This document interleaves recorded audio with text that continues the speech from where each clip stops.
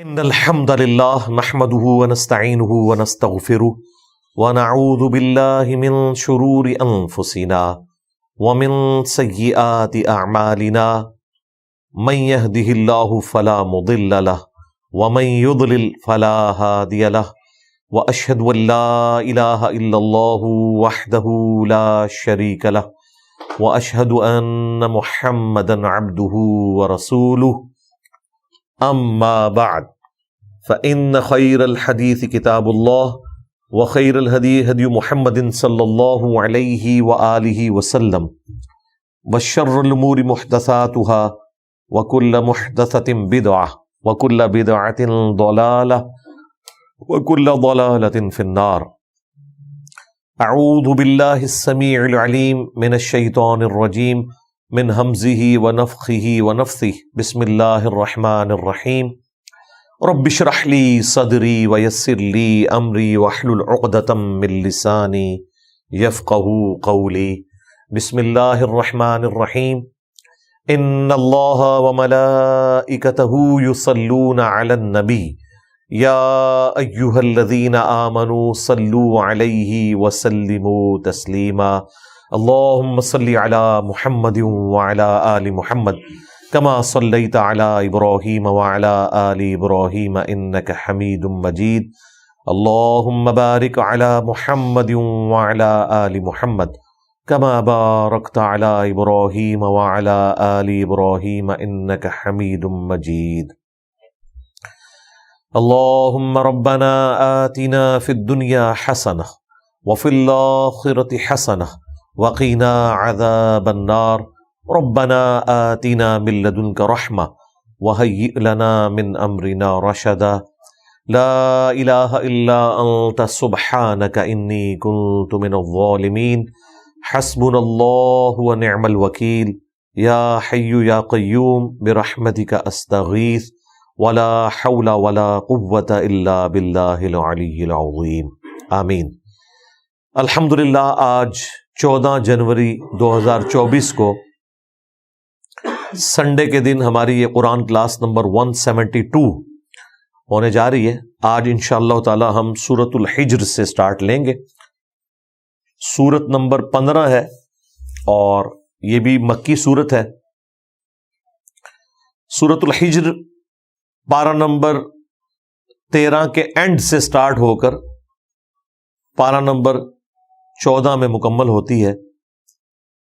چونکہ پاروں کی تقسیم نہ تو رسول اللہ صلی اللہ علیہ وآلہ وسلم نے خود کی نہ صحابہ اکرام نے، تو اس کی وجہ سے یہ ایک مس ہینڈلنگ ہوئی کہ سورۃ الحجر کی صرف ایک آیت پارہ نمبر 13 میں ہے اور باقی اس کی 98 آیات، ٹوٹل 99 ہے. 98 آیات جو ہے وہ پارہ نمبر 14 میں ہے اور صرف پہلی ایک آیت جو ہے وہ پارہ نمبر 13 کے اندر ہے.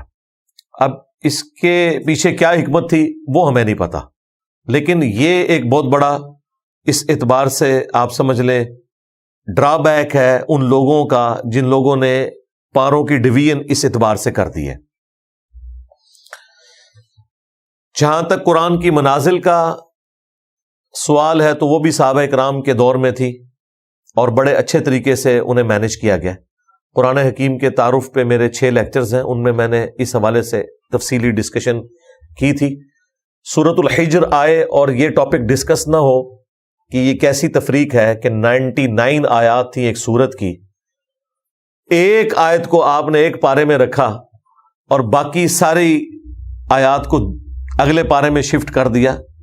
اس کو بھی آگے شفٹ کر دیتے، ایک لائن سے کیا ایڈوانٹیج لے لیا؟ کوئی ایڈوانٹیج نہیں لیا سوائے اس کے کہ اس کی خوبصورتی ڈسٹرب ہوگی. اس طرح کی مس ہینڈلنگ رکوعوں میں نہیں ہوئی.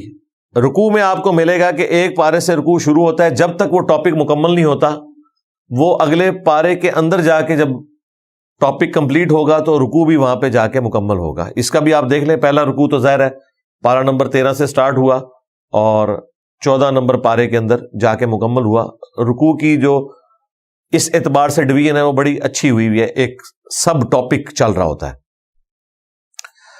سورۃ الحجر کہ سٹارٹ کے اندر ہی اللہ تعالیٰ نے اپنی قدرت کی نشانیاں بیان کی ہیں، اور اسپیسیفکلی نبی الاسلام کی دعوت کے حوالے سے بھی قرآن کا معجزہ ہونا اسے بھی ذکر کیا، اور جو کفار کی طرف سے اعتراضات تھے آپ صلی اللہ علیہ وآلہ وسلم کی رسالت کے اوپر اسے ایڈریس کیا، اور اسی میں وہ شعراء آفاق آیت آتی ہے، آیت نمبر 9، انا نحن نزلنا الذکر وانا لہ لحافظون، بے شک اس الذکر یا دہانی قرآن کو ہم نے نازل کیا اور ہم ہی اس کی حفاظت کرنے والے ہیں۔ اور پھر اس کے بعد اللہ تعالیٰ نے جو فزیکل فینومینا آف نیچر ہیں ان کے ذریعے اپنا تعارف کروایا ہے، وہ بھی بڑے اچھے انداز میں دوسرے رکوع کے اندر آئیں گے۔ اور پھر تیسرا جو رکوع ہے اس کے اندر قصہ آدم اور ابلیس بیان ہوا ہے تفصیل کے ساتھ۔ قرآن حکیم میں 7 مقامات پہ قصہ آدم اور ابلیس آیا ہے، ان میں جو ٹاپ آف لسٹ سمجھ لیں 4 مقامات ہیں تفصیلی، ان میں سے ایک سورۃ الحجر بھی ہے۔ اس کے بعد سورۃ البقرہ، سورہ صاد اور سورۃ الاعراف میں تو بہت زیادہ تفصیل ہے، اور پھر سورہ بنی اسرائیل میں بھی تھوڑا سا ذکر ہے، سورۃ الکہف کے اندر اور سورہ طٰہٰ کے اندر۔ بہرحال جو ڈیٹیلڈ ذکر ہے وہ جن مقامات پہ آئے ان میں سے سورۃ الحجر بھی ہے، اور اس میں چند ایک یونیک چیزیں بھی ڈسکس ہوئی ہیں جو باقی مقامات پہ نہیں ہیں، انشاءاللہ جب آئے گا تو میں اسے ڈسکس کروں گا۔ اعوذ باللہ من الشیطان الرجیم، بسم اللہ الرحمن الرحیم، الف لام را، یہ حروف مقطعات ہے۔ تلک آیات الکتاب وقرآن مبین، یہ آیتیں ہیں اللہ کی کتاب کی اور روشن قرآن کی۔ اس کو آپ یوں بھی ترجمہ کر سکتے ہیں کہ یہ کتابیں ہیں اللہ کی آیات کی، یعنی کہ قرآن مبین کی۔ واو ایک تفصیل کے لیے بھی آ سکتا ہے، اور اگر لوح محفوظ کے ساتھ آپ اسے جوڑے تو ظاہر ہے کہ لوح محفوظ وہ الکتاب ہے، بل ہوا قرآن مجید فی لوح محفوظ، جس میں اصل قرآن رکھا ہوا ہے۔ اسی لوح محفوظ میں سے یہ قرآن نازل ہوا اور باقی الہامی کتابیں بھی نازل ہوئیں، تو قرآن حکیم کی جو آیات ہیں یہ الکتاب یعنی لوح محفوظ کی آیات بھی ہیں اور اس روشن قرآن کی بھی ہیں۔ ربما یود الذین کفروا لو کانوا مسلمین، ایک وقت وہ بھی آنے والا ہے کہ جب کافر یہ تمنا کریں گے کاش وہ دنیا میں مسلم ہوتے۔ یہ قیامت کے دن جب وہ عذاب اپنی آنکھوں سے دیکھ لیں گے تو اس وقت یہ تمنا کریں گے۔ کیا سوز و گداز ہے اس آیت کے اندر کہ وہ وقت بھی آنے والا ہے کہ یہ لوگ تمنا کریں گے کاش ہم دنیا میں مسلم ہوتے۔ یعنی آج تو یہ پیغمبر کو دھمکیاں لگا رہے ہیں، آج یہ اہل ایمان کو ایمان لانے کی پاداش میں تکلیفیں دے رہے ہیں، لیکن ایک وقت آئے گا جب یہ خود عذاب الہی کو دیکھ لیں گے اپنی موت کے وقت یا آخرت میں، تو یہ بھی تمنا کریں گے کاش ہم دنیا میں مسلم ہوتے، سر تسلیم خم کر دیتے۔ میرے خیال ہے مسلمانوں کو بھی اپنے اوپر یہ آیت فٹ کرنی چاہیے کہ ایسا نہ ہو کہ دنیا میں جو لوگ اپنے فرقوں کو بڑھا چڑھا کر پیش کرتے ہیں اور فخریہ اپنے آپ کو فرقوں کے ساتھ منسوب کرتے ہیں، کہیں قیامت کے دن یہ بھی نہ کہیں کہ کاش ہم دنیا میں صرف مسلم ہی ہوتے اور اپنے آپ کو فرقوں میں منسوب نہ کرتے۔ ذرہم یاکلوا ویتمتعوا، اے نبی ان کو ان کے حال پر چھوڑ دیں، کھائیں پیئیں، جو دنیا میں اللہ تعالیٰ نے ان کو متاع دیا ہے اسے استعمال کریں۔ وَيُلْهِهِمُ الْعَمَلُ فَسَوْفَ يَعْلَمُونَ، اور یہ جن کاموں کے اندر مشغول ہیں، طول عمل کا شکار ہیں، غفلت میں، جھوٹی امیدوں میں، یہ اسی میں سرگرداں رہیں، ان قریب یہ اس کا انجام جان لیں گے۔ یعنی یہ آخری درجے کا غصہ ہے، جب کسی کے اوپر اللہ تعالیٰ مہر لگا دیتا ہے نا، اس کے بارے میں پھر یہ ڈیسیژن ہو جاتا ہے کہ اے نبی اب ان کو ان کے حال پہ چھوڑ دیں، یہ کھائیں پیئیں، یاشی کریں، دنیا میں اپنی اسی کھیل کود کے اندر سرکردہ رہیں، وہی جھوٹی امیدیں لگا کر رکھیں، ان قریب انہیں پتہ چل جائے گا، اچانک ان کے اوپر اللہ تعالیٰ کے عذاب کا کوڑا جب آئے گا۔ وَمَا أَهْلَكْنَا مِن قَرْيَةٍ إِلَّا وَلَهَا كِتَابٌ مَعْلُومٌ، اور نہیں ہلاک کیا ہم نے کسی بھی بستی کو مگر یہ کہ اس کی ہلاکت کا وقت اللہ تعالیٰ کے ہاں مقرر تھا، لکھا ہوا تھا، جو اللہ کو معلوم تھا۔ یعنی نبی علیہ السلام کو، ان کے ساتھیوں کو بھی یہ تسلی دی جا رہی ہے کہ یہ جو آپ کو بار بار کہتے ہیں نا کہ قیامت کے دن کا عذاب آ کیوں نہیں جاتا، اور انبیاء کرام کے انکار کرنے کے اوپر جو عذاب آتا ہے وہ ہم پر کیوں نہیں اے نبی تم لے آتے، تو ان کو بتاؤ کہ وہ اللہ کے ہاں مقرر ہے، جب اللہ چاہے گا وہ عذاب آئے گا، اور جب اللہ نہیں چاہے گا وہ عذاب اسی طریقے سے ڈیلے ہوتا رہے گا، کیونکہ اللہ کے ہاں تو اس کا ٹائم اور وقت، تاریخ، دن بھی مقرر ہے۔ ہر شخص کا انڈیویجول عذاب اس دن سٹارٹ ہو گیا جس دن اس کی موت آ گئی، پھر آخرت کا عذاب بھی ہے، اور دنیا میں بھی غزوہ بدر کی شکل میں عذاب تو آیا مشرکین عرب کے اوپر۔ ما تسبق من امت اجلها وما يستأخرون، کوئی بھی امت نہ تو آگے بڑھ سکتی ہے نہ پیچھے رہ سکتی ہے، جو اللہ تعالیٰ نے ان کے لیے موت کا وقت مقرر کر دیا ہے، جو اللہ تعالیٰ کی طرف سے کفار کے اوپر عذاب آنے کا وقت ہے وہ مقرر ہے۔ اگلی بستیاں بھی جب ہلاک کی گئیں تو وہ ایک سیکنڈ کے لیے بھی نہ ڈیلے ہوتا ہے اور نہ جلدی عذاب آتا ہے، وہ اپنے وقت کے اوپر آئے گا۔ اب یہ الگ بات ہے کہ نبی علیہ السلام کے کیس میں غزوہ بدر، احد، خندق کے اندر مشرکین عرب پہ عذاب کی قسطیں آئیں، لیکن جو بڑا عذاب فتح مکہ کے دن آنا تھا وہاں پر معافی کی اناؤنسمنٹ ہو گئی، اور پھر اس سے اگلے سال 9 ہجری کے اندر سورہ توبہ کی آیات نازل ہوئیں۔ حضرت ابوبکر صدیق رضی اللہ تعالیٰ عنہ امیر حج تھے، مولا علی علیہ السلام کو نبی صلی اللہ علیہ وآلہ وسلم نے پیچھے سے بھیجا کہ جا کر منا میں میری طرف سے یہ اناؤنسمنٹ کر دو، کیونکہ عرب میں یہ کلچر تھا کہ قریبی رشتہ دار کی اناؤنسمنٹ کو اس کی طرف سے شمار کیا جاتا تھا۔ تو سورہ توبہ کی آیات انہوں نے تلاوت کی کہ اب اگلے سال کوئی بھی یہاں پہ کافر حج کے لیے نہیں آ سکتا، اور 4 مہینے کا ٹائم ہے، یا تو ایمان لے آؤ یا پھر عرب کی سرزمین چھوڑ کر چلے جاؤ، کیونکہ اللہ تعالیٰ نے اب عرب کی سرزمین کو اپنے لیے مخصوص کر لیا، ادروائز جہاں پائے جاؤ گے قتل کیے جاؤ گے۔ یہ وہ عذاب استیصال تھا جو انبیاء کے انکار کے اوپر اینڈ پہ قوموں پر آیا کرتا تھا، جس کے تحت فرعونی ڈبوئے گئے سمندر کے اندر، جس کے تحت قوم ہود ہلاک ہوئی، قوم صالح ہلاک ہوئی، اور قوم لوط ہلاک کی گئی۔ اس طرح کا عذاب ہمارے نبی کے کیس میں صحابہ کرام کی تلواریں اللہ نے مسلط کی۔ کچھ قسطیں تو اس کی آئیں، جو بڑی قسط آنے والی تھی اس کی نوبت ہی نہیں آئی، لوگوں نے ایمان قبول کر لیا۔ لیکن ظاہر ہے یہ مکی دور کی آیات ہیں، تو اس وقت تو کسی کو مستقبل نہیں پتا تھا کیا ہونے والا ہے۔ وَقَالُوا يَا أَيُّهَا الَّذِي نُزِّلَ عَلَيْهِ الذِّكْرُ، اور یہ کافر کہتے ہیں کہ اے وہ شخص جس پہ اتارا گیا ہے الذکر، اِنَّكَ لَمَجْنُونَ، بے شک تو تو مجنون ہے، تیرا ذہنی توازن درست نہیں ہے، وَلِعَوْذُ بِاللَّهِ تَعَالَى۔ یہاں پر الذکر قرآن کے لیے استعمال ہوا، تو کافر تو بہت کچھ کہا کرتے تھے۔ قرآن میں آیا کہ وہ یہ بھی کہتے تھے کہ یہ مجنون ہے، جو یہاں پہ بھی ذکر آیا، اس نے ایک اجمی غلام رکھا ہوا ہے جو اسے پڑھاتا ہے۔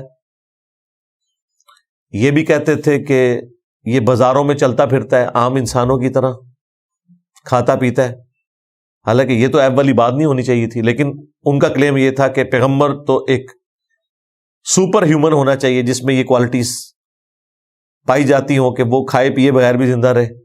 اب یہ غلط ڈیمانڈ تھی۔ اس کے علاوہ یہ کہتے تھے اسے پریشان خواب آتے ہیں جو یہ بیان کرتا ہے۔ یہ بھی کہتے تھے کہ یہ شاعر ہے، یہ بھی کہتے تھے کہ یہ قصہ گو ہے، اگلے لوگوں کی سٹوریز اس نے یاد کی ہوئی ہیں یا اسے کوئی املا کرواتا ہے اور وہ اپنی زبان میں آ کے بیان کرتا ہے، والعیاذ باللہ تعالی۔ یہ وہ ساری کی ساری چیزیں جو قرآن حکیم میں مختلف جگہ کے اوپر رپورٹ ہوئی ہیں۔ اب یہ باتیں سننا، ان کے اوپر صبر کرنا، یہ پیغمبر کے لیے ایک آزمائش والا معاملہ تو تھا، تو اللہ تعالیٰ ساتھ ساتھ پھر تسلی بھی دیتا ہے۔ یہاں پر ان کا ایک اعتراض نقل ہوا ہے کہ جب وہ مجنون کہتے تھے تو ساتھ کہتے تھے لَوْ مَا تَأْتِينَا بِالْمَلَائِكَةِ إِن كُنتَ مِنَ الصَّادِقِينَ، کہ کیوں نہیں تو فرشتوں کو ہمارے سامنے لے آتا اگر تو واقعی سچوں میں ہے۔ یعنی فرشتوں کو سامنے لے کر آ، قرآن تو سنتے تھے، ان کی زبان میں تھا، انہیں پتا تھا اگلی قومیں ہلاک کی گئی، تو وہ ڈیمانڈ کرتے تھے کہ جس طرح اللہ تعالیٰ نے فرشتوں کے ذریعے اگلی قوموں کے اوپر عذاب بھیجا تو وہ فرشتے کیوں نہیں نازل ہوتے یہاں بھی عذاب لے کر، یا تمہارے پاس اگر فرشتے آتے ہیں وہی لے کر تو ہمارے سامنے نظر آئے، ہم خود دیکھیں، ہماری آنکھوں کے سامنے ان کو لے کر آؤ۔ اب اللہ تعالیٰ نے اس کے جواب میں کیا ارشاد فرمایا؟ یہ اعتراض مختلف جگہوں پہ ہے، سورۃ الانعام میں بھی گزرا، وہاں پہ کچھ اور جواب تھا، وہ سارے جواب آپ ایک جگہ جمع بھی کر سکتے ہیں، باقی مین جواب یہی ہے جو یہاں پر آ رہا ہے۔ ما ننزل الملائکۃ الا بالحق، اللہ تعالیٰ جواب دے رہا ہے نبی علیہ السلام کی طرف سے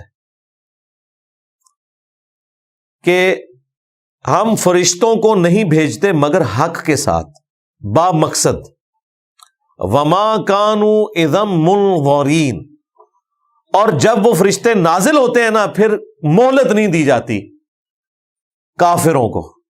یعنی یہاں پہ یہ پیش گوئی تھی کہ یہ جو فرشتے ڈیمانڈ کر رہے ہو نا، پھر فرشتے تو عذاب ہی لے کے آئیں گے، یہ جو کہہ رہے ہو نا فرشتے کیوں نہیں نازل ہوتے، فرشتے آ گئے تو پھر تسی گئے، تو یہ فرشتے ڈیمانڈ کرنا بند کرو، اللہ تعالیٰ کی طرف سے جو ڈھیل ہے اسے غنیمت سمجھو۔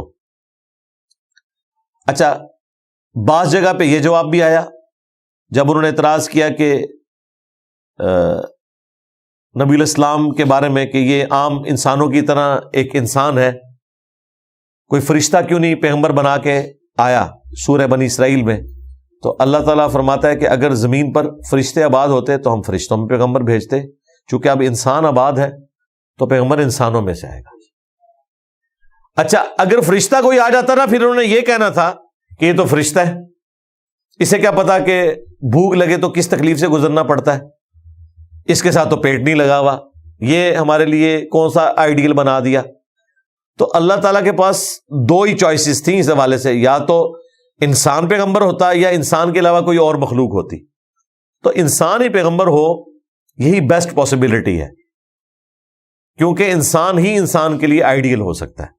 تو اللہ تعالیٰ فرما رہا ہے یہ جو فرشتے مانگتے ہیں نا، تو فرشتے تو پھر کسی مقصد کے تحت نازل ہوتے ہیں، اور پھر مقصد تمہارے حق میں تو یہ ہوگا کہ تم پر عذاب نازل ہوگا۔ اور غزوہ بدر میں بخاری مسلم میں ہے فرشتے نازل ہوئے، احد میں بھی نازل ہوئے، فرشتوں نے کتنے کافروں کو قتل کیا، حتیٰ کہ بخاری میں حدیث ہے حضرت جبرائیل علیہ السلام نے جب نبی صلی اللہ علیہ وآلہ وسلم سے پوچھا کہ آپ کے اصحاب میں سب سے افضل کون ہے، تو نبی علیہ السلام نے کہا کہ جو میرے ساتھ بدر میں شریک ہوئے ہیں۔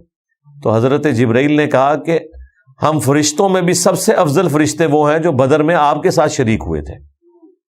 تو فرشتوں کے مراتب بھی اس حوالے سے ہے، تو بدر میں شریک ہوئے، اور وہ لوگوں کی تسلی کے لیے تھا، اللہ کو تو فرشتوں کی حاجت نہیں ہے۔ 5000 فرشتوں کے ذریعے تمہاری مدد کروں گا، یہ قرآن حکیم میں آیا۔ پھر اللہ تعالیٰ نے ساتھ یہ کہا کہ یہ تو تعداد جو بیان کر رہے ہیں تمہاری تسلی کے لیے، باقی مدد تو اللہ کی طرف سے ہے۔ اب وہ شعراء آفاق آیت آ رہی ہے، سورہ الحجر کی آیت نمبر 9، اِنَّا نَحْنُ نَزَّلْنَا الذِّكْرَ وَإِنَّا لَهُ لَحَافِظُونَ۔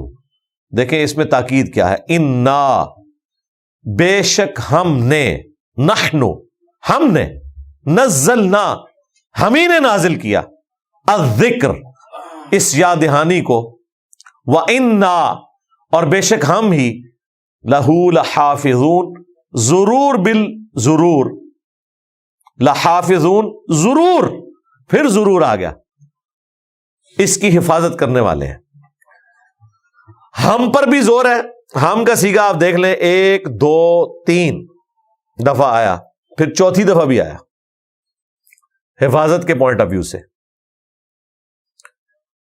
تاکید آئی 3 دفعہ کہ ہم اس کی حفاظت کرنے والے ہیں, اور تاکید آئی 3 دفعہ کہ بے شک ہم ہی نے اسے نازل کیا. یہ قرآن حکیم میں وہ مقام ہے جو قرآن حکیم کی حفاظت کا ذمہ اللہ تعالیٰ نے لیا. اس کانٹیکسٹ میں شعراء افاق آیت ذروہ سنام یعنی ایپیکس چوٹی وہ یہ آیت ہے, اور یہاں پر قرآن کو اللہ تعالیٰ نے الذکر فرمایا, یعنی یاد دلانے والی چیز. قرآن کس کی یاد دلانے والی کتاب ہے؟ اللہ کی. الذکر, دی ریممبرنس, یعنی یہ وہ کتاب ہے جو یاد دلاتی. اچھا, آپ کو اگر کسی کی یاد دلائی جائے تو اس شخصیت کی, اس ہستی کی یاد دلائی جاتی ہے جس کا تعارف آپ کو آلریڈی معلوم ہو, لیکن کسی وجہ سے آپ بھلا چکے ہوئے ہو. دنیا میں بھی اگر آپ کو کسی نے کوئی چیز گفٹ دی ہے نا, اور کبھی اپنے کمرے کی سیٹنگ کے دوران اس کا وہ گفٹ سامنے آ جائے نا, تو فوراً آپ کو یاد آتا ہے یہ فلاں نے دیا تھا. یعنی اس کا تعارف پہلے آپ کے پاس ہوتا ہے, وہ گفٹ آپ کو یاد دلاتا ہے کہ یہ مجھے کسی نے دیا تھا.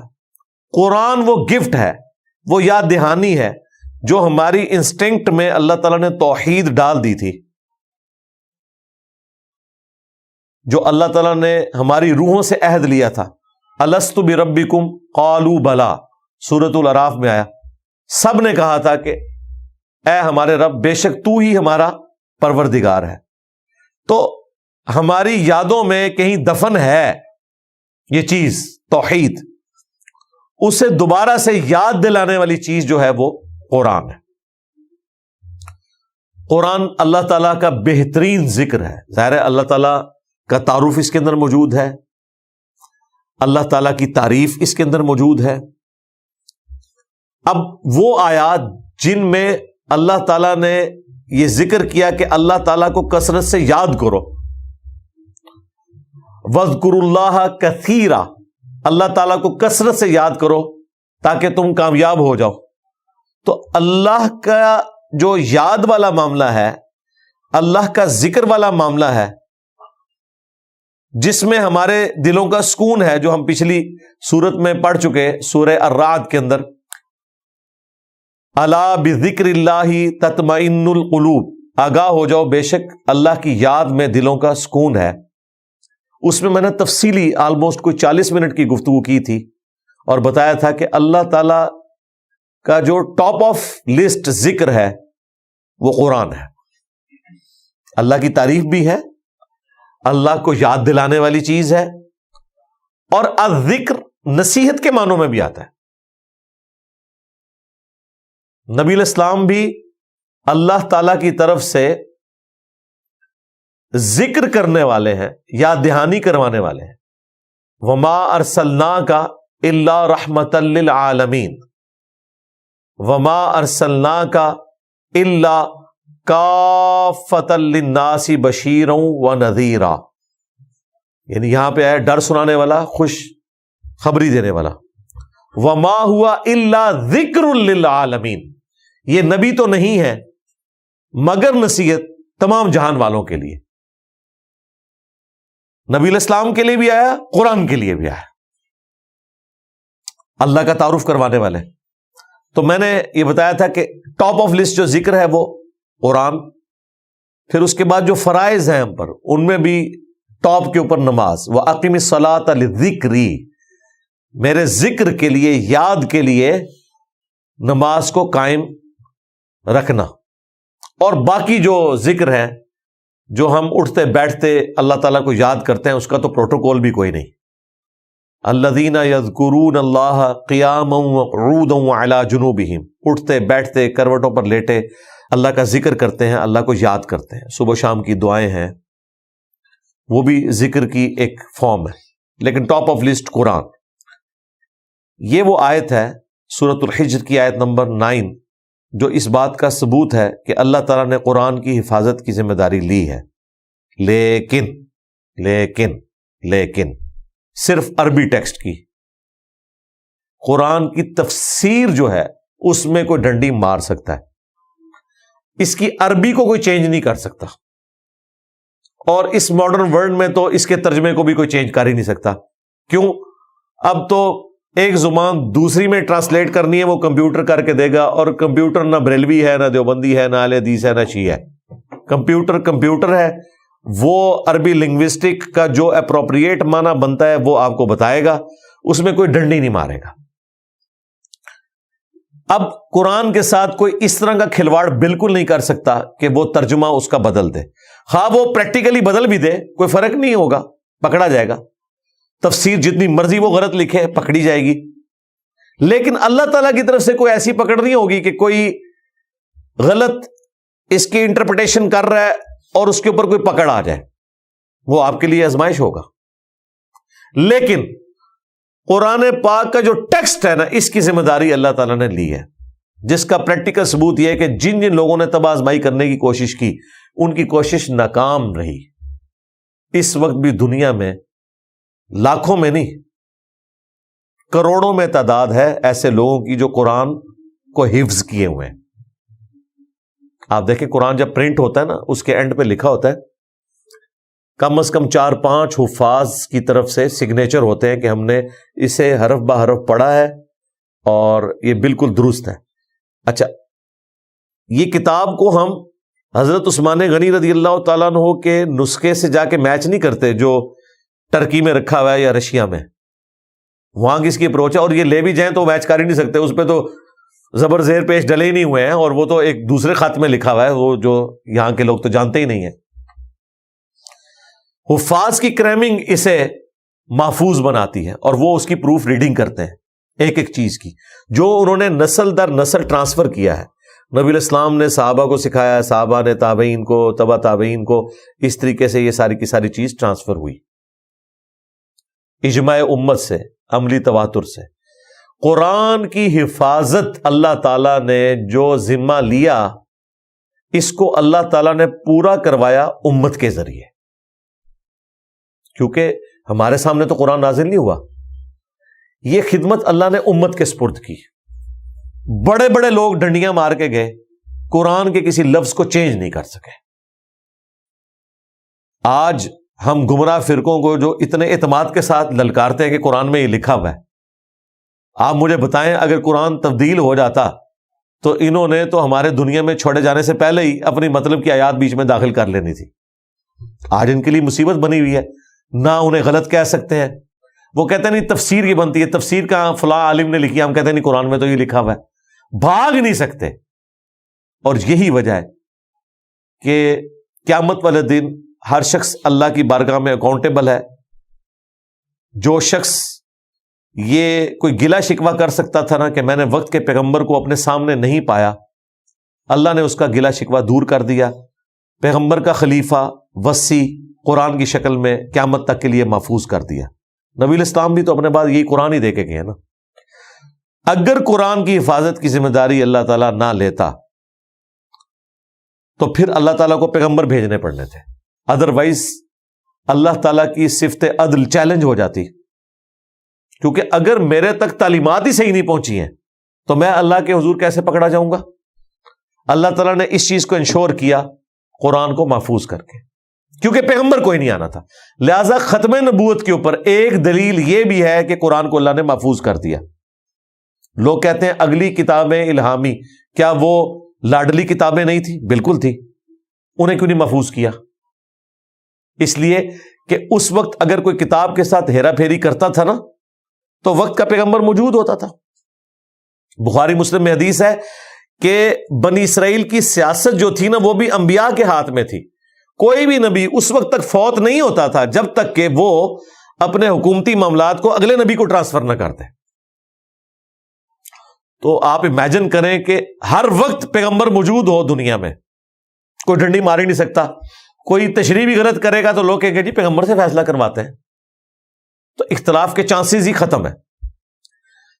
اگر اب اللہ نے یہ ڈیسیژن کیا کہ پیغمبر میں نے کوئی نہیں بھیجنا، تو اس کا منطقی نتیجہ یہ تھا کہ اب کتاب پھر محفوظ ہونی چاہیے، کیونکہ اگر اب کتاب بدل گئی تو ہدایت تو ختم ہو گئی، سارے جنتی ہو گئے، کیونکہ اللہ کے حضور آپ مقدمہ جیت جائیں گے کہ مجھے کیا پتا تھا، میں نے جس زمانے میں آنکھ کھولی اس میں تو ایاک نعبد و ایاک نستعین کے ساتھ یا علی مدد بھی لکھا ہوا تھا، یا شیخ عبد القادر جیلانی مدد بھی لکھا ہوا تھا۔ آپ کوئی کہہ سکتا ہے؟ نہیں جناب، جو پکارتے ہیں نا انہوں نے بھی حاشیے میں لکھا ہوتا ہے، قرآن میں نہیں داخل کر سکتے۔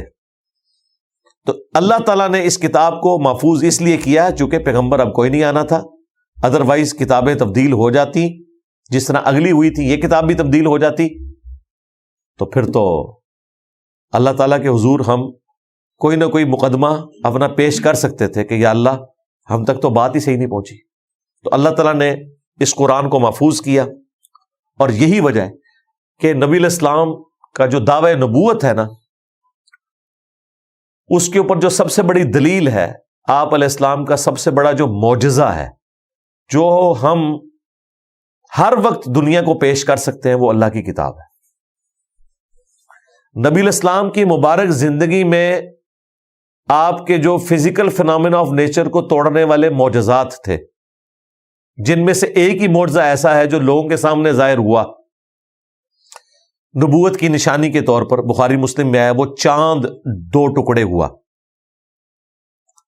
یہ ایک نشانی تھی جو لوگوں کے سامنے تھی۔ باقی آپ کو جتنے معجزات ملتے ہیں نا، وہ نبی علیہ السلام کے اس طریقے سے چیلنج کر کے کوئی دکھانے والے معجزات نہیں تھے۔ سفر میں پانی کم پڑ گیا، بخاری مسلم میں آیا، نبی علیہ السلام نے ایک پیالے میں انگلیاں رکھی اور چشمے جاری ہوئے، 1500 صحابہ نے پانی پیا بھی، جانوروں کو پلایا، سٹور بھی کر لیا، اور جابر بن عبداللہ کے الفاظ ہیں بخاری مسلم میں کہ ہم 1 لاکھ بھی ہوتے نا تو وہ پانی اس سے بھی زیادہ تھا۔ لیکن اس کی بنیاد پہ نبی علیہ السلام نے کسی کو بلایا نہیں کہ دیکھو میں ایک پیالے میں سے 1 لاکھ بندے کا پانی نکالنے لگا ہوں، مجھ پہ ایمان لے آؤ۔ ویسے آپ دیکھیں تو یہ ایک بہت بڑی چیز تھی جو پیش کی جا سکتی تھی، لیکن نہیں۔ یہ کیوں نہیں تھا؟ اس لیے کہ اللہ تعالیٰ نے یہ طے کر لیا کہ میں نے اپنے نبی کا جو معجزہ پیش کرنا ہے نا، وہ ایسا معجزہ دعوی نبوت والا پیش کرنا ہے جو نبی کے پورے زمانے کے لیے ویریفائیبل ہو، اور وہ قرآن ہی ہے۔ نبی علیہ السلام کے اپنے زمانے میں بھی یہی قرآن تھا، آج بھی ہے۔ آپ پرانے معجزے آج کے لوگوں کو کیسے دکھا سکتے ہیں؟ یعنی میں دکھا سکتا ہوں کسی کو انگلیوں سے پانی کے چشمے نکلتے ہوئے؟ نہیں دکھا سکتا، کوئی ویڈیو موجود نہیں ہے۔ جو ریکارڈ ہے وہ تو ہمارا کلیم ہے نا حدیث کا، وہ تو نہیں وہ مانتے، لیکن ہم قرآن پیش کر سکتے ہیں۔ اب آپ سوچیں گے قرآن کیسے پیش کر سکتے ہیں؟ پہلی دلیل تو ہم یہ دیں گے کہ قرآن اللہ تعالیٰ نے محفوظ کیا، دیکھ لو اس میں کوئی فرق نہیں ہے۔ کلمی نسخے موجود ہیں قرآن کے مختلف میوزیمز کے اندر، جن میں کافروں کے میوزیم بھی ہیں۔ کاربن ڈیٹنگ ہو جاتی ہے، آپ کو پتہ ہے چند سال پہلے انگلینڈ کے میوزیم کے اندر بھی ایک ایسا نسخہ نکلا جو حضرت عثمان غنی رضی اللہ تعالیٰ عنہ کے دور کا تھا۔ سورہ طٰہٰ کی آیات تھی اور باقی صورتیں تھی چند ایک، اور کوئی فرق نہیں ہے اس میں۔ ایون کافر بھی یہ مانتے ہیں کہ جو مصحف عثمانی ہے، جس کے اوپر اتفاق ہے پوری امت کا، سنی ہو شیعہ ہو، وہ پوری دنیا میں ایک ہی ہے، اور ایسی حفاظت ہے کہ آپ انڈونیشیا کا مسلمان اٹھائیں، اسے کہیں کہ سورہ فاتحہ پڑھنی شروع کرے الحمدللہ رب العالمین، اور افریقہ کے مسلمان کو کہیں کہ اگلی آیت پڑھ، وہ پڑھے گا الرحمن الرحیم۔ پھر رشیا کے مسلمان کو کہیں اس سے اگلی والی پڑھ، وہ کہے گا مالک یوم الدین۔ اور کوئی 2 مسلمان کسی بھی اعتبار سے اختلاف نہیں کریں گے۔ یہ بہت بڑا معجزہ ہے۔ تو اللہ تعالیٰ نے قیامت تک کے لیے معجزہ رکھا قرآن، تاکہ نبی علیہ السلام کی نبوت قیامت تک کے لیے جسٹیفائی ہو کہ قرآن حکیم کو آپ کسی بھی دور کے ٹیسٹ کے اوپر پیش کر سکتے ہیں۔ اس زمانے میں عرب کے لوگوں کو اپنی زبان پر بڑا ناز تھا۔ قرآن وہ کلام ہے جس کو سن کر شعراء نے اپنے کلام پھاڑ دیے کہ اس طرح کا کلام ہم نہیں لکھ سکتے۔ اور یہ ٹیکنیکل چیزیں وہ ہیں جو صرف عربی لنگوسٹک جاننے والے ہی، اور اس میں بھی جو لوگ ادب سے واقف ہیں وہ عام عربی جاننے والے نہیں، یہ وہ اسپیکٹ ہے جو ہماری آنکھوں سے اوجھل ہے، ہم اجرمی نہیں سمجھ سکتے. ایون عربیوں میں بھی وہ لوگ سمجھیں گے جن کا شغف ہے اس کے ساتھ. لیکن یہ چیز کہ قرآن محفوظ ہے، قرآن کا دعویٰ تھا کہ اس کتاب میں نہ باطل آگے سے داخل ہو سکتا ہے، نہ پیچھے سے، نہ دائیں سے، نہ بائیں سے. سورہ حامیم سجدہ میں آیا، اور یہاں پہ آیا کہ ہم اس کی حفاظت کرنے والے ہیں. تو ہمیں حفاظت تو نظر آ رہی ہے، کوئی فرق نہیں ہے. کوئی لے کر آئے نسخہ کوئی دوسرا اور دکھائے ہمیں کہ دیکھیں جی یہ ہے جسے مسلمان مانتے ہیں. ایک تو یہ جو قرات کے اختلاف ہے، وہ اختلاف کا لفظ اس کے لیے غلط ہے، وہ 7 قراتوں میں قرآن نازل ہوا ہے. یہ اختلاف ڈسپیوٹ کے معنوں میں نہیں ہے، یہ اختلاف 7 قرات میں اللہ نے قرآن کو نازل کیا ہے. لیکن جو دنیا میں یہ چل رہی ہے قرات، یہ وہ قرات ہے جو کہ قریش والی قرات ہے، جسے حضرت عثمان غنی رضی اللہ تعالیٰ عنہ نے ریٹن میں باقی رکھا، باقیوں کے نسخے جلوا دیے. صحیح بخاری میں آتا ہے. لیکن نسل در نسل وہ قرات بھی چل رہی ہے. اس وقت افریقن کئی ملک ہیں جن میں دوسری قرات بھی جو ہے وہ پڑھی جاتی ہے، اور وہ آپ نے اکثر یہاں بھی سنی ہوگی کہ وہ اس انداز میں، جس طرح ڈائلیکٹ ہمارے بھی مختلف ہیں. ایک پنجابی پوٹھوہار کی ہے، ایک پنجابی لاہور والی سائڈ کی ہے، ایک پنجابی جو ہے وہ سیالکوٹ کی ہے، فیصل آباد کی ہے. تھوڑے تھوڑے الفاظ کے فرق سے جو ہے وہ بات ایک ہی ہے. ہم بولتے ہیں ادھر آ، پنڈی والے بولتے ہیں ادھر آ. تو اب پیش کا فرق آ گیا نا، لیکن لفظ وہی ہے، بولنے کا انداز ڈفرنٹ ہو گیا. قرآن میں بھی ایک قرات کے اندر مالک یوم الدین ہے، ایک قرات میں مالک یوم الدین ہے. اس میں میم کے اوپر زبر ہے، کھڑا زبر نہیں ہے. اور زبر زیر کا فرق بھی ہے. ایک قرات میں لقد جاءکم رسول من انفسکم ہے، ایک قرات میں انفاسکم بھی ہے. انفسکم، انفاسکم، انفسکم تمہاری جانوں میں سے ایک پیغمبر آیا، انفاسکم تم میں بہترین نفیس ترین شخص آیا. بیک وقت دونوں معنی نبی اسلام کے کیس میں درست ہے. تو یہ قرات کا اختلاف اپنی جگہ ہے، یہ اختلاف نہیں ہے، ڈسپیوٹ نہیں ہے. 7 قراتوں میں قرآن نازل ہوا ہے. لیکن یہ جو قرات پوری دنیا میں چل رہی ہے، اسی میں ہی حفظ کیا جاتا ہے اور آگے ٹرانسفر اس طرح کے معاملات ہوتے ہیں. اس قرات کو بس ایک قرات کے فن کے طور پر ضرور زندہ رکھا ہوا ہے. سبع عشرہ کا کورس بھی کر کے قرآ حضرات آتے ہیں جو والضحیٰ واللیل اذا سجا، اسے پڑھتے ہیں والضحیٰ واللیل اذا سجے. ہم پڑھتے ہیں سجا، وہ سجے، لیکن معنی وہی ہے، وہ بولنے کا انداز ہے. ٹھیک ہے. جس طرح آپ سرائکی طرز میں جو لوگ پنجابی بولتے ہیں، وہ آپ کو پنجابی ذرا ڈفرنٹ لگے گی، ہماری والی پنجابی ذرا ڈفرنٹ لگے گی. لاہور والوں کی پنجابی بالکل ڈفرنٹ ہے. فیصلہ آباد والوں کی آپ پنجابی دیکھیں تو بالکل ڈفرنٹ ہے. وہ ہمیں سن کے پتہ چل جاتا ہے کس علاقے کی پنجابی ہے، لیکن ساروں کے لیے پنجابی کا لفظ بولا جاتا ہے. تو قرآن حکیم کی وہ قرات کا جو اختلاف ہے، وہ اسے اس اعتبار سے کوئی مشکوک نہیں بناتا، کیونکہ اکثر لوگ اس کو پوچھ بھی رہے ہوتے ہیں. میں نے اس کے اوپر کئی ایک ویڈیوز بھی ریکارڈ کروائی ہیں. ماڈرن دور کے اندر دمشق شام کا ایک رائٹر ہے عثمان طاہا، جسے سعودیہ والوں نے ہائر کیا تھا آلموسٹ کوئی 30-40 سال پہلے. اس نے مصحف لکھ کے دیا، مختلف مصحف لکھوائے تھے سعودی عرب والوں نے. شاہ فہد جو پرنٹنگ پریس ہے انہوں نے، یہ جو ہمارے ہاتھ میں یہ بلو والا قرآن ہے جو آپ کو مسجد نبوی میں، بیت اللہ شریف میں ملتا ہے، یہ بھی اس کا ہی لکھا ہوا ہے. یہ بلو بائنڈنگ سے سعودیہ سے شائع ہوتا ہے، اور یہی قرآن ریڈ بائنڈنگ میں ایران سے شائع ہوتا ہے. دونوں پہ لکھا ہوا ہے کہ عثمان طاہا کا لکھا ہوا قرآن، وہ کاتب وہی ہے. اور ایسے کمال انداز میں اس نے لکھا ہے کہ اب آپ دیکھیں کہ اس قرآن کے آلموسٹ 600 سے زیادہ صفحات ہیں. ہر صفحے کے اوپر آیت مکمل ہو رہی ہے. اس طرح اس نے الفاظ کو ایڈجسٹ کیا ہے، کوئی ایک صفحہ نہیں ایسا کہ جس پہ آیت مکمل نہ ہو رہی ہو. بڑی محنت کی ہے اس بندے نے، کئی بار اسے پریکٹس کرنی پڑی، کئی الفاظ چھوٹے بڑے کر کے ایڈجسٹ کرنا پڑتا ہے. لیکن اس نے یہ اس کی نشانی ہے، اسے کہا جاتا ہے عثمان طٰہٰ کا مصحف۔ عثمان طٰہٰ اس کا کاتب بھی ہے اور یہ مصحف عثمانی بھی ہے، یعنی حضرت عثمان غنی رضی اللہ تعالیٰ عنہ کا جو مصحف جو انہوں نے قریش کی قرات میں باقی رکھا تھا۔ اور پاکستان میں جو زیادہ قرآن چلتا ہے وہ تاج کمپنی کا لکھا ہوا قرآن ہے، وہ بھی کمال لکھا ہے، بلکہ اس کی رائٹنگ اس سے زیادہ خوبصورت ہے، مجھے تو وہ رائٹنگ زیادہ پسند آئی ہے۔ ایون سعودی عرب میں بھی جب تک ان کے پاس یہ نہیں تھا، وہ تاج کمپنی کے قرآن کو ابھی پسند کرتے ہیں۔ ہمارے پاس جب ان کے سفیر آتے ہیں تو گفٹ میں تاج کمپنی کا وہ بڑا قرآن دیا جاتا ہے، کیا وہ کاتب ہے جس نے وہ قرآن لکھا ہے، مزہ آ جاتا ہے پڑھنے کا اس کو۔ اور یہاں پہ جتنے حفاظ ہیں نا وہ تاج کمپنی والے قرآن سے نا حفظ کرتے ہیں، اسے کہتے ہیں 16 سطروں والا قرآن، یعنی 16 لائنوں والا قرآن ہے۔ اس قرآن میں 16 لائنیں ہوتی ہیں ہر صفحے کے اوپر، ہر صفحے پہ آیت تو نہیں مکمل ہوتی لیکن وہ 16 لائنوں والا قرآن ہے، اور بڑے زبردست انداز میں جو ہمارے جتنے بھی یہاں حافظ ہیں انہیں ان کے دماغ میں بھی چل رہا ہوتا ہے کہ یہ اس صفحے پہ اس جگہ کر کے آیت آتی ہے، ظاہر ہے وہ پڑھ پڑھ کے نا وہ دماغ میں خود بخود بیٹھ جاتی ہے چیز۔ جو بھی آپ قرآن پڑھتے ہیں، میں بھی جو قرآن بار بار پڑھتا ہوں مجھے اندازہ ہو جاتا ہے کہ اس صفحے پہ جا کے اس پورشن پہ وہ آیت آتی ہے، صفحہ نمبر نہ یاد ہو لیکن آئیڈیا ہوتا ہے کہ میں نے جو پڑھی تھی وہ ادھر آتی ہے جا کے۔ تو اس طریقے سے وہ لائنوں والا جو 16 لائنوں والا قرآن ہے۔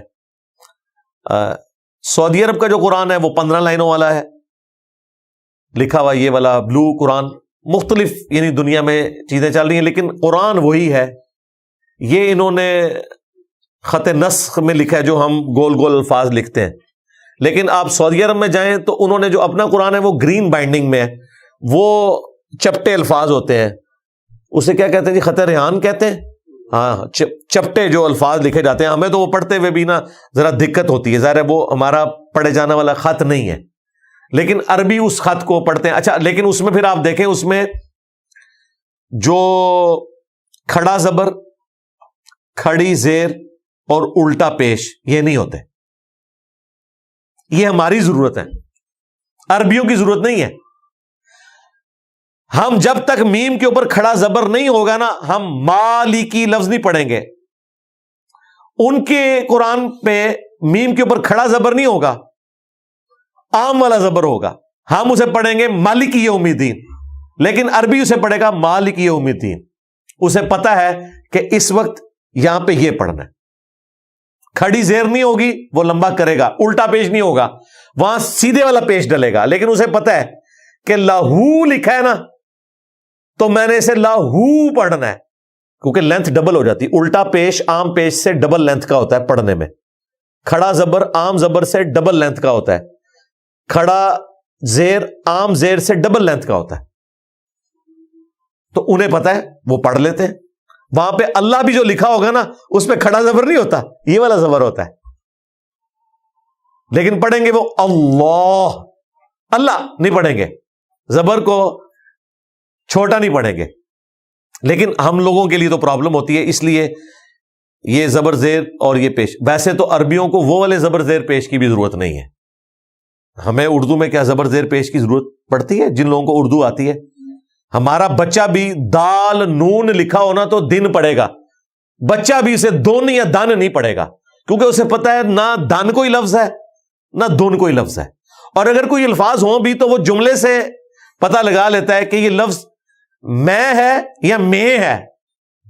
اب مجھے بتائیں میں اور میں ایک جیسے لکھے جاتے ہیں، کیا اور کیا ایک جیسے لکھے جاتے ہیں، ہم جملے سے اندازہ لگا لیتے ہیں کہ میں نے اس کو کیا پڑھنا ہے یا کیا پڑھنا ہے، ہاں، لیکن جن لوگوں کو اردو نہیں آتی انہیں تو سکھانا پڑے گا کہ بھائی یہ یہاں پہ کیا ہے یہ کیا ہے۔ اسی طریقے سے عربیوں کو کوئی مسئلہ نہیں ہے، وہ مصحف کو بغیر زبر زیر پیش کے پڑھ سکتے ہیں، کوئی ان کے لیے پرابلم نہیں ہے۔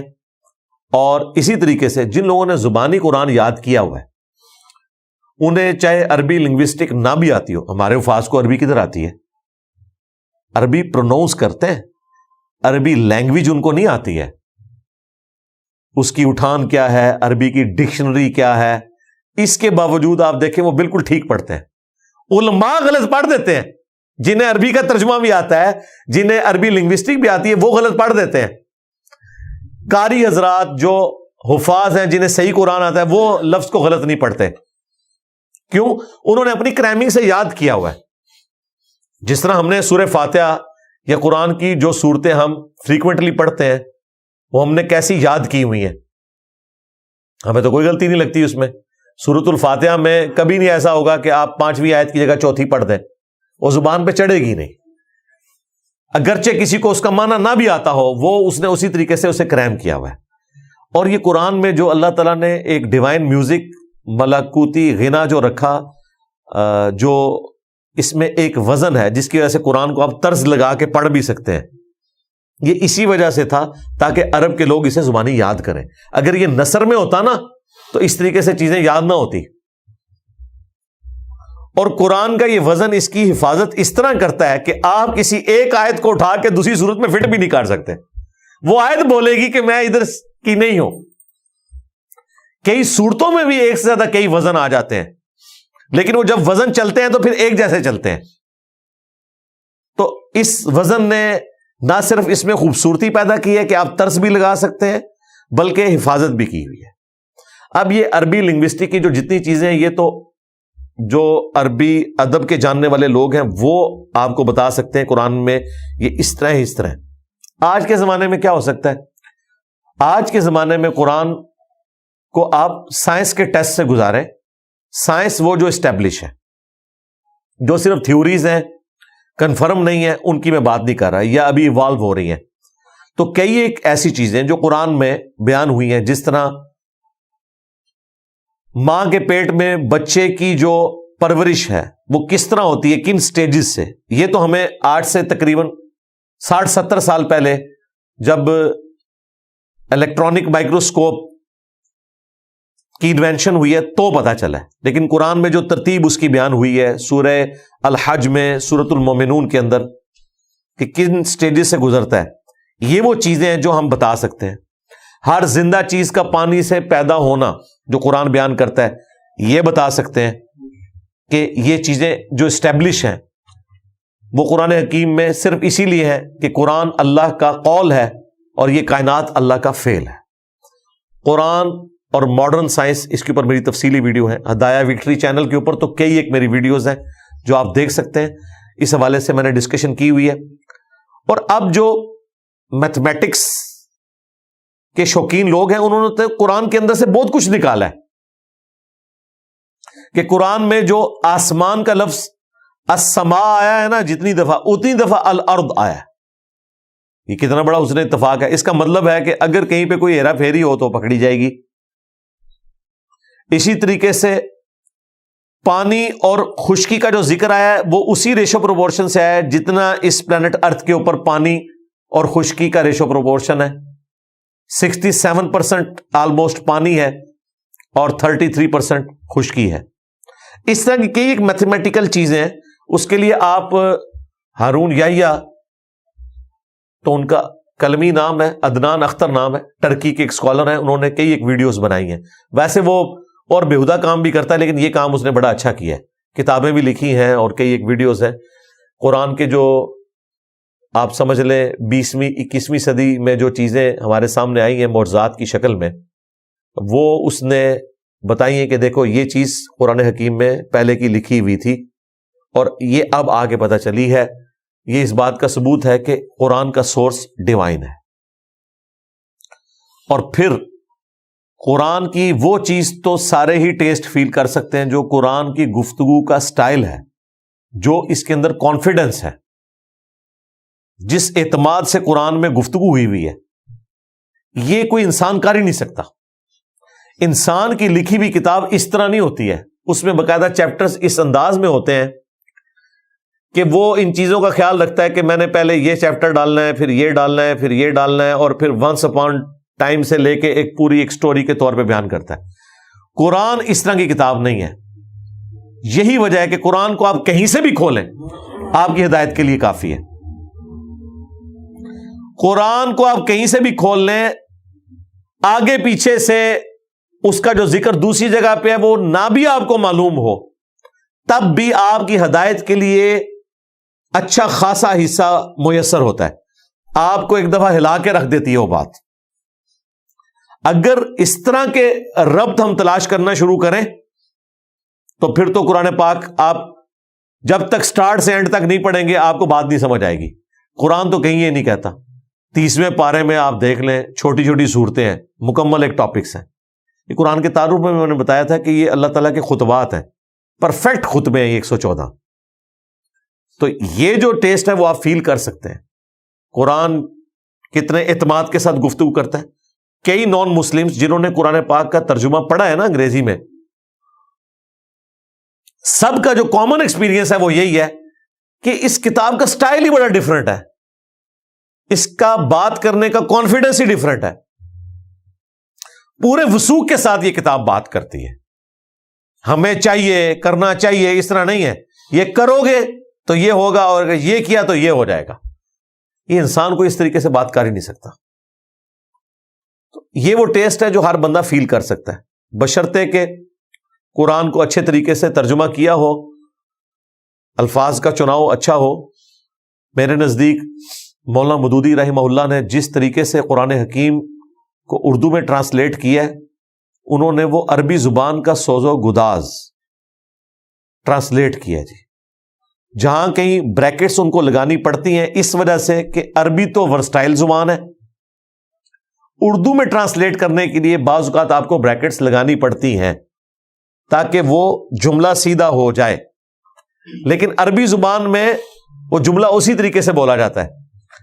اب اردو زبان میں تو بڑا ظلم ہے نا کہ آپ ترجمہ لوگوں کو یہ بتائیں کہ ہم نے آپ کو نہیں بھیجا مگر رحمت للعالمین بنا کر تمام جہانوں کے لیے یا تمام جہان والوں کے لیے۔ باللفظ تو ترجمہ یہ درست ہے، لیکن اردو میں تو ہم اس طرح نہیں بولتے۔ اردو میں ہم یوں بولیں گے کہ ہم نے آپ صلی اللہ علیہ وآلہ وسلم کو تمام جہان والوں کے لیے رحمت بنا کر بھیجا ہے، لیکن لفظی ترجمہ وہی ہوگا کہ ہم نے نہیں بھیجا مگر رحمت بنا کر تمام جہان والوں کے لیے۔ عربی میں جب اس طریقے سے گفتگو ہوتی ہے وہ گفتگو میں وزن کے لیے، اور یہ نارمل گفتگو ہے۔ عربی میں تو یہ ٹھیک ہے، لیکن اردو میں ہمیں الفاظ کا چناؤ ایسا کرنا چاہیے کہ وہ آپ اردو میں اس کا سوز و گداز فیل کر سکیں۔ اس کے لیے پھر آپ کو بریکٹس لگانی پڑتی ہیں، بعض اوقات الفاظ کو سیدھا کرنا پڑتا ہے۔ میں بھی یہاں پہ باللفظ ترجمہ نہیں کرتا ہوں، بالمفہوم کرتا ہوں، کیونکہ میں اردو میں بات کر رہا ہوں۔ لہذا یاد رکھیں کہ قرآن کا کوئی بھی ترجمہ، وہ قرآن کا ترجمہ ضرور ہے، اسے آپ قرآن نہیں کہہ سکتے، یہ ذہن میں رکھیے گا، کیونکہ غلطی کے چانسز ہیں۔ اسی لیے ہمارا یہ موقف ہے اور علماء کا اس پہ اتفاق ہے کہ قرآن کا صرف ترجمہ نہیں پرنٹ کرنا چاہیے۔ جب بھی کریں عربی لکھیں اوپر، نیچے ترجمہ، یا ایک صفحہ عربی والا دوسرا اردو والا، جس طرح مولانا مودودی کا ترجمہ انہوں نے پرنٹ کیا، ایک طرف عربی ایک طرف اردو، تاکہ اگر صرف کسی نے اردو پڑھنا ہے وہ پڑھے۔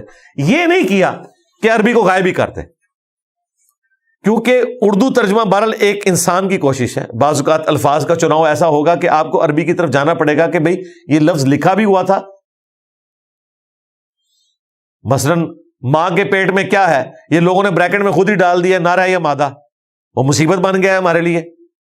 قرآن میں تو نہیں لکھا ہوا تھا، قرآن میں تو اللہ تعالیٰ نے بدبخت یا خوش بخت ہونے کی بات کی ہے۔ هو الذی خلقکم فمنکم کافر ومنکم مؤمن، وہی ہے جس نے تمہیں پیدا کیا، پیدا کرنے والا ایک ہے، لیکن کوئی تم میں سے کافر ہو جاتا ہے، کوئی مومن ہوتا ہے۔ یہ اب اللہ کو پتا ہے کہ یہ بچہ جو پیدا ہوگا یہ کافر ہو کر مرے گا یا مؤمن ہو کر مرے گا۔ پیدا تو وہ فطرت پہ ہوگا، لیکن بعد میں کہاں پہ جائے گا وہ۔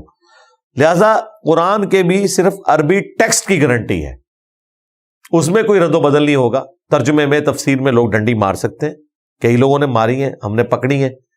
ایک جگہ انہوں نے حاضر و ناظر ترجمہ کر دیا، دوسری جگہ انہوں نے اس کا ترجمہ گواہ کر دیا، پکڑے گئے۔ یہ تو ایک ایسا ٹاپک ہے، اس پہ 1 گھنٹہ اور بولا جا سکتا ہے کہ قرآن حکیم کس طریقے سے اللہ تعالیٰ نے اسے محفوظ کیا ہے۔ اگر کوئی شخص نیک نیتی کے ساتھ اپنے آپ کو قرآن کے سامنے پیش کرتے، خواہ وہ کسی گمراہ فرقے کا بھی ترجمہ پڑھے، وہ حق تک پہنچ جائے گا۔ گمراہی کتنی بھلائی ہوئی ہوگی، سورہ فاتحہ کا ترجمہ تو غلط نہیں ہوا ہوا نا، پکڑا تو جائے گا۔ جن جن لوگوں نے جہاں جہاں ڈنڈی ماری ہے وہ انہی کے ترجمے میں خود انہوں نے اپنی ڈنڈی پکڑ لی ہوئی ہے. دوسری جگہ جا کے پتا چل جاتا ہے کہ یار یہ دیکھو ادھر کیا کر دیا انہوں نے. یہ بات تھی اصل میں. اور تفسیر بالکل 180 ڈگری کی ہوتی ہے, پکڑی جاتی ہے. یار قرآن میں تو یہ لکھا ہی نہیں ہوا تھا, انہوں نے کیا اس میں سے نکال لیا. اور یہ زیادہ تر کام کیا صوفیاء نے, اور ان کے کسٹوڈین اس وقت بریلوی اور دیوبندی, وہ زیادہ تر اس طرح کے معاملات کرتے ہیں. شیعہ کے ہاں تو بہت زیادہ اس طرح کا معاملہ کیا گیا, لیکن وہاں پہ بھی اچھے ترجمے موجود ہیں. سید فرمان علی شاہ کا ترجمہ بالکل صحیح ترجمہ کیا ہے, ایاک نعبد و ایاک نستعین کا. اور ایون حاشیے میں بھی انہوں نے لکھا کہ یہ آیت واضح ثبوت ہے کہ مدد صرف اللہ سے مانگنی چاہیے. حاشیہ بھی صحیح لکھا ہوا ہے, مدد کی بات ہے. بریلویوں نے تو پھر بھی ساتھ بزرگوں سے مانگنا ثابت کیا, دیوبندیوں نے بھی ثابت کیا. شبیر احمد عثمانی نے محمود الحسن دیوبندی کے ترجمے میں حاشیہ لکھا کہ جو اولیاء اللہ سے مانگا جاتا ہے وہ بھی اللہ ہی کی مدد ہوتی ہے. لیکن شیعہ نے یہ کام نہیں کیا. پریکٹیکلی کیا کر رہے ہیں وہ علیحدہ بات ہے. قرآن الحمدللہ جس نے بھی پری ڈیٹرمنٹ رزلٹس کے بغیر پڑھا ہے وہ حق تک پہنچ گیا. لہذا یہ اللہ تعالیٰ کا بہت بڑا احسان ہے. انا نحن نزلنا الذکر وانا لہ لحافظون. اللہ تعالیٰ نے اس ذکر کو نازل کیا, اس کی حفاظت فرمانے والا ہے. اسی لیے صحیح مسلم میں جو حجۃ الوداع کی حدیث ہے 2950, اس میں نبی الاسلام کا جو حجۃ الوداع کا خطبہ ہے اس میں الفاظ ہیں, میں اپنے بعد تم میں وہ چیز چھوڑ کر جا رہا ہوں کہ جسے پکڑ لوگے تو کبھی گمراہ نہیں ہوگے, اور وہ اللہ کی کتاب ہے. مسلم شریف میں صرف کتاب اللہ کا ذکر ہے. ہاں حاکم میں آیا ہے قرآن اور سنت, اور ظاہر سنت کو ماننا قرآن کو ماننا ہے. اور جو غدیر خم کا خطبہ ہے مسلم شریف میں اوپر تلے 4 احادیث 6225 سے 6228 تک, وہ قرآن کی تعریف میں اس سے بہتر الفاظ اور کسی حدیث میں نہیں آئے. اے لوگو آگاہ ہو جاؤ, میں بھی ایک انسان ہوں, قریب ہے کہ اللہ کا قاصد میرے پاس آئے اور میں اس کی دعوت کو قبول کر لوں. میں اپنے بعد تم میں 2 بھاری چیزیں چھوڑ کر جا رہا ہوں. ان میں سے پہلی چیز اللہ کی کتاب ہے, اس میں ہدایت ہے, اس میں نور ہے. اللہ کی کتاب اللہ کی رسی ہے, وہی وَاعْتَصِمُوا بِحَبْلِ اللَّهِ جَمِيعًا وَلَا تَفَرَّقُوا. جو اسے پکڑے گا ہدایت پر ہوگا, جو چھوڑ دے گا وہ گمراہ ہو جائے گا. اور دوسری بھاری چیز میرے اہل البیت ہیں, میں اپنے اہل البیت کے معاملے میں تمہیں اللہ کا خوف دلاتا ہوں. یہ جملہ آپ نے 3 دفعہ ریپیٹ کیا. پھر بخاری مسلم میں حدیث ہے, عبداللہ ابن ابی اوفا سے پوچھا گیا کہ کیا نبی الاسلام نے اپنا وصی کسی کو بنایا تھا؟ ان کا رسول اللہ صلی اللہ علیہ وآلہ وسلم نے ہمیں قرآن کے مطابق چلتے رہنے کی وصیت کی تھی. یہ ہے وصی. بخاری مسلم میں حدیث ہے, نبی الاسلام جب بھی خطبہ دیتے, مسلم میں تو تفصیل کے ساتھ ہے 2005 نمبر حدیث, تو یہی کہتے ہیں اما بعد فإن خیر الحدیث کتاب اللہ وخیر الہدی ہدی محمد صلی اللہ علیہ وآلہ وسلم. آگاہ ہو جاؤ, سب سے بہترین کلام اللہ کی کتاب ہے, سب سے ہدایت یافتہ راستہ محمد صلی اللہ علیہ وآلہ وسلم کا ہے. بدترین کام وہ ہیں جو دین میں خود سے داخل کیے جائیں. یہ کام بدعتیں ہیں, تمام بدعتیں گمراہیاں ہیں, اور تمام گمراہیاں جہنم میں لے جانے والی ہیں.